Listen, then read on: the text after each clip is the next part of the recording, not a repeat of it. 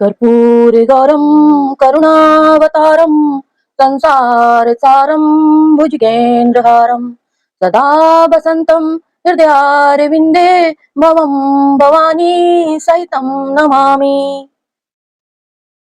हर हर महादेव।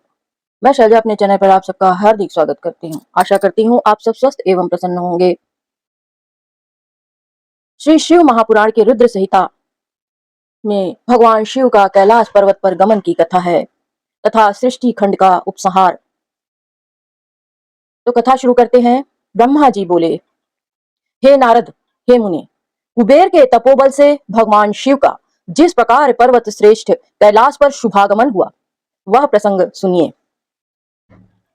कुबेर को वर देने वाले विश्वेश्वर शिव जब उन्हें निधिपति होने का वर देकर अपने उत्तम स्थान को चले गए, तब उन्होंने मन ही मन इस प्रकार विचार किया, ब्रह्मा जी के ललाट से जिनका प्रादुर्भाव हुआ है तथा जो प्रलय का कार्य संभालते हैं वे रुद्र मेरे पूर्ण स्वरूप हैं, अतः उन्हीं के रूप में मैं गुहकों के निवास स्थान कैलाश पर्वत पर जाऊंगा।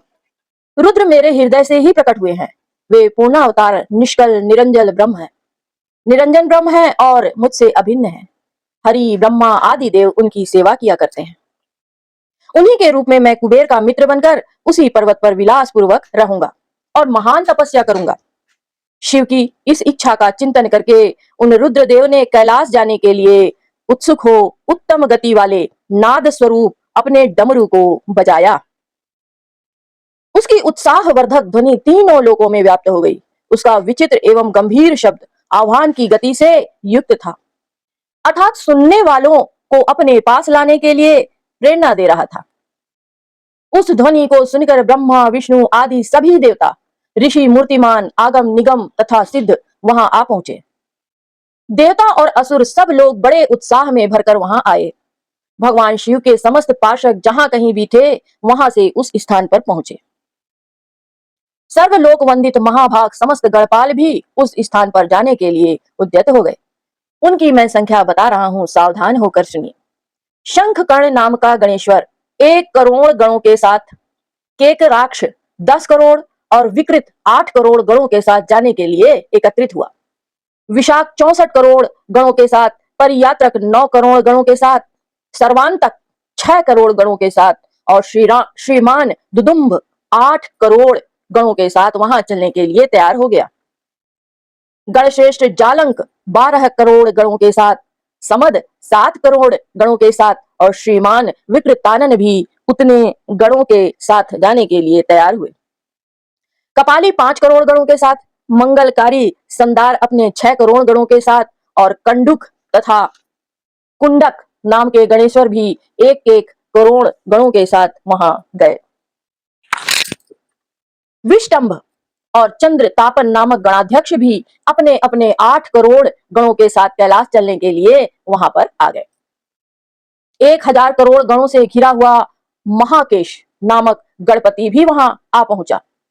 कुंडी 12 करोड़ गणों के साथ और वाह श्रीमान पर्वत तक काल कालक एवं महाकाल नाम के गणेश्वर 100 करोड़ गणों के साथ वहां आ पहुंचे।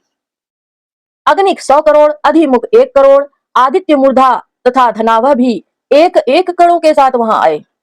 सन्नाह और कुमुद 100-100 गणों के साथ और अमोघ, कोकिल एवं सुमंत्रक 1-1 करोड़ गणों के साथ आ गए। काकपाद नाम का एक दूसरा गण 60 करोड़ और संतानक नाम का गणेश्वर भी 60 करोड़ गणों के साथ लेकर चलने के लिए वहां आया। महाबल, मधुपिंग तथा पिंगल नामक गणेश्वर 9-9 करोड़ गणों के साथ वहां उपस्थित हुए। नील एवं पूर्णभद्र नामक गणेश्वर भी 90 करोड़ गणों के साथ वहां आए। महाशक्तिशाली चतुर्वर्त नाम का गणेश्वर 7 करोड़ गणों के साथ घिरा हुआ कैलाश जाने के लिए वहां आ पहुंचा। 120,000 करोड़ गणों के से आवृत होकर सर्वेश्वर नाम का गणेश्वर भी कैलाश चलने के लिए वहां आया। कष्टागुण, सुकेश और वृषभ नामक गणपति 64 करोड़ चैत्र और स्वामी नकुलीश स्वयं 7 करोड़ गणों के साथ कैलाश गमन के लिए आए। लोकांतक दीप्तात्मा, दैत्यांतक प्रभुदेव भृंगी, श्रीमान देव प्रिय, ऋटि, अश्नि, भानुक और सनातन नाम के गणपति 64 गणों के साथ वहां उपस्थित हुए। नंदीश्वर नाम के महाबलवान गणाधीश 100 करोड़ गणों के सहित कैलाश चलने के लिए वहां आ गए। इन गणाधिपों के अतिरिक्त अन्य बहुत से असंख्य शक्तिशाली गणेश्वर वहां कैलाश चलने के लिए आए। वे सब 1000 भुजाओं के थे तथा जटा मुकुट धारण किए हुए थे। सभी गण चंद्रमा के आभूषण से शोभायमान थे। सभी के कंठ नीलवर्ण के थे और 3-3 नेत्रों से युक्त थे। सभी हार, कुंडल, केयूर तथा मुकुट आदि आभूषणों से अलंकृत थे। ब्रह्मा, इंद्र और विष्णु के समान अणिमादि अष्ट महासिद्धियों से युक्त करोड़ों सूर्यों के समान दैदीप्यमान सभी गणेश्वर वहां आ गए। इन गणाध्यक्षों के अतिरिक्त निर्मल प्रभा मंडल से युक्त महान आत्मा वाले तथा भगवान शिव के दर्शन की लालसा से परिपूर्ण अन्य अनेक गणाधिपति अत्यंत प्रसन्नता के साथ वहां आ पहुंचे। विष्णु आदि प्रमुख समस्त देवता वहां जाकर भगवान सदाशिव को देखकर हाथ जोड़कर नतमस्तक होकर उनकी उत्तम स्तुति करने लगे। इस प्रकार विष्णु आदि देवताओं के साथ परमेश्वर भगवान महेश महात्मा कुबेर के प्रेम से वशीभूत होकर कैलाश को चले गए। कुबेर ने भी सपरिवार भक्ति पूर्वक नाना प्रकार के उपहारों से वहां आए हुए भगवान शंभु की सादर पूजा की। तत्पश्चात उसने शिव को संतुष्ट करने के लिए उनका अनुगमन करने वाले विष्णु आदि देवताओं और अन्यान्य गणेश्वरों का भी विधिवत पूजन किया। इसके बाद उनकी सेवा को देखकर अति प्रसन्न चित्त शंभु कुबेर का आलिंगन कर और उनका सिर सूंघकर अलकापुरी के अति निकट ही अपने समस्त अनुगामियों के साथ ठहर गए। तदंतर भगवान शिव ने विश्वकर्मा को अपने तथा दूसरे देवताओं के भक्तों के लिए उस पर्वत पर निवास हेतु यथोचित निर्माण कार्य करने की आज्ञा दी। हे मुने, विश्वकर्मा ने शिव की आज्ञा से वहां जाकर यथाशीघ्र ही नाना प्रकार की रचना की। उस समय विष्णु की प्रार्थना से शिव प्रसन्न हो उठे और कुबेर पर अनुग्रह करके वे कैलाश पर्वत पर चले गए। शुभ मुहूर्त में अपने निवास स्थान में प्रवेश कर भक्त वत्सल उन परमेश्वर ने अपने प्रेम से सबको सनाथ कर दिया। सभी प्रमुदित विष्णु आदि देवता, मुनिगण और अन्य सिद्धजनों ने मिलकर प्रेम पूर्वक सदाशिव का अभिषेक किया। हाथों में नाना प्रकार के उपहार लेकर सबने क्रमशः उनका पूजन किया और बहुत महोत्सव के साथ सामने खड़े होकर उनकी आरती उतारी। हे मुने, उस समय आकाश से मंगल सूचक पुष्प वृष्टि होने लगी और अत्यंत प्रसन्न होकर गान करती हुई अप्सराएं नाचने लगी। सब ओर जय जयकार और नमस्कार के सुसंस्कृत शब्द गूंजने लगे। उस समय चारों ओर एक महान उत्साह व्याप्त था जो सबके सुख को बढ़ा रहा था। उस समय सिंहासन पर बैठकर भगवान सदाशिव अत्यंत सुशोभित हो रहे थे और विष्णु आदि सभी लोग बार बार उनकी यथोचित सेवा कर रहे थे। सभी देवताओं ने पृथक पृथक रूप से अर्थ भरी वाणी और अभिष्ट वस्तुओं से लोक मंगलकारी भगवान शंकर का स्तवन वंदन किया। प्रसन्न चित सर्वेश्वर स्वामी सदाशिव ने उनकी स्तुति को सुनकर प्रेम पूर्वक उन्हें मनवांछित वर दिए।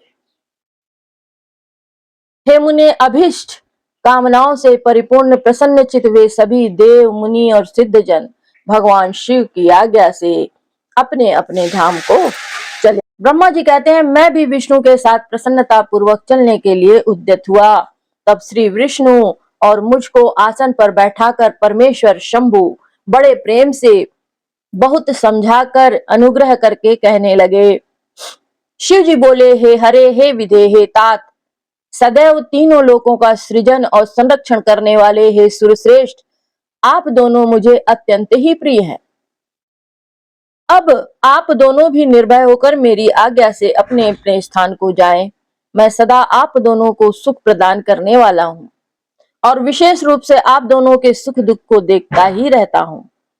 भगवान सदाशिव के वचन सुनकर मैं और विष्णु दोनों प्रेम पूर्वक प्रणाम करके प्रसन्नचित होकर उनकी आज्ञा से अपने अपने धाम को लौट आए।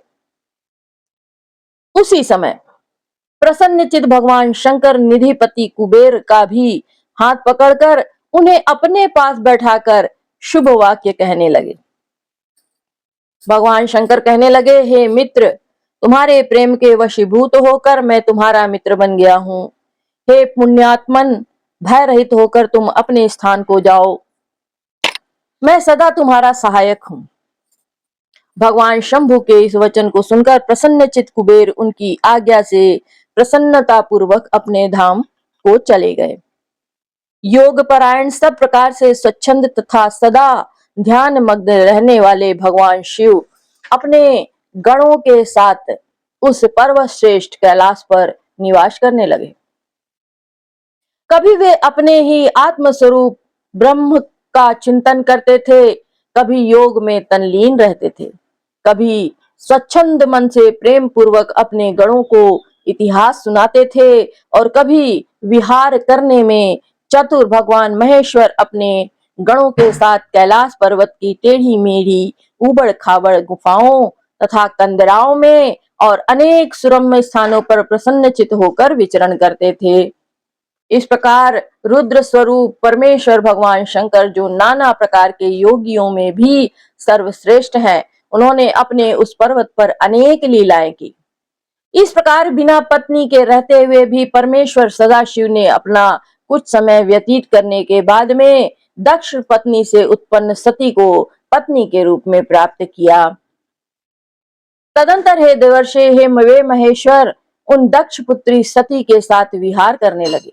इस प्रकार सती के साथ पति के रूप में लोकाचार परायण होते हुए भी वे रहते हुए बहुत ही सुखी थे। हे मुनीश्वर, इस प्रकार मैंने आपको रुद्र के अवतार का वर्णन किया है। मैंने उनके कैलाश आगमन और कुबेर के साथ उनकी मित्रता प्रसंग भी कह दिया है। कैलाश के अंतर्गत होने वाली उनकी ज्ञानवर्धिनी लीला का भी वर्णन कर दिया है, जो इस लोक और परलोक में सदैव सभी मनोवांछित फलों को प्रदान करने वाली है। जो एकाग्रचित होकर इस कथा को सम्यक रूप से पढ़ता है अथवा सुनता है, वह इस लोक में सुख भोग कर परलोक में मुक्ति प्राप्त करता है। हर हर महादेव।